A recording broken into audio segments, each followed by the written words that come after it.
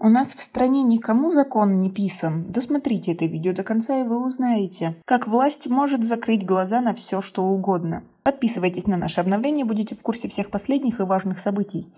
Похищение, пытки и угрозы. Государственный департамент США опубликовал новый доклад о правах человека в Таджикистане за 2020 год. В нем Соединенные Штаты подвергли критике власти Таджикистана за целый ряд нарушений. В частности, Таджикистан называется авторитарным государством, в котором похищение оппозиционеров, пытки задержанных, угрозы активистам и журналистам, а также ограничение свободы слова стали обыденностью. Верховный суд оставил без изменений приговор жителю Зафарабадского района, осужденному к 23 годам лишения свободы за убийство соседа.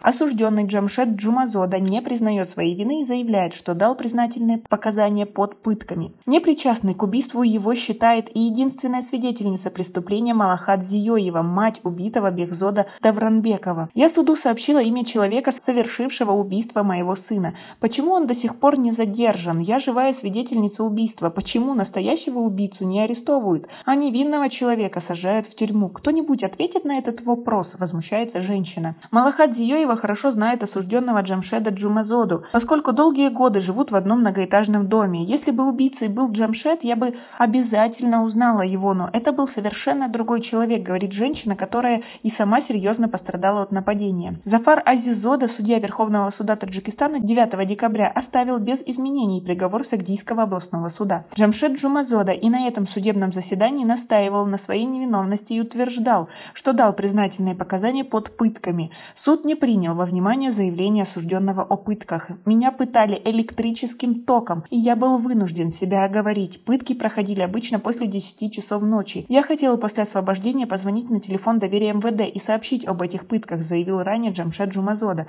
в ходе судебного процесса. А как вы относитесь к такой ситуации? Свои ответы напишите нам, пожалуйста, в комментарии. Сотрудники ОМВД по Зафарабадскому району 11 ноября прошлого года нашли тело Бехзода Давранбекова внутри туалета. У порога дома лежала его мать Малахат Зиёева, которая истекала кровью. Судья Анвар Абдугафори говорит, что трагедия произошла из-за сексуального домогательства со стороны Бехзода Давранбекова. Давранбеков в состоянии алкогольного опьянения попытался снять у Джамшеда Джумазоды штаны. Это поведение Бехзода вызвало у Джумазода ненависть к Давранбекову. Он затаил обиду и задумал убить его, говорит судья. Мехри Халбоева, мать осужденного Джамшеда Джумазоды, также утверждает, что приговор вынесен на основании признательных показаний, полученных в результате пыток. «Мы не прекратим борьбу. Я буду писать письма в различные государственные инстанции. Я женщина бедная, у меня нет денег, чтобы дать взятку и освободить своего невиновного сына. В этом уголовном замешаны 25-30 человек, которые не заинтересованы в оправдании моего сына. Если Джамшеда оправдают, они вылетят со своих постов и лишатся своих званий», говорит женщина. Власти пока никак не отреагировали на заявление о пытках в отношении Джумазоды во время следствия. В декабре 2020 года пресс-центр МВД Таджикистана в телерепортаже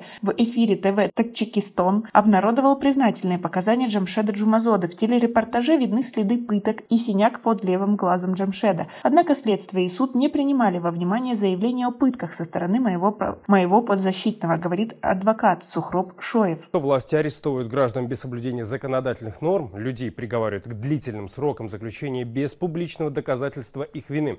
Чаще всего ущемление прав граждан происходит из-за их политических взглядов. С 2015 года в Таджикистане по политическим обвинениям были задержаны более 150 человек. И с каждым годом этот список растет.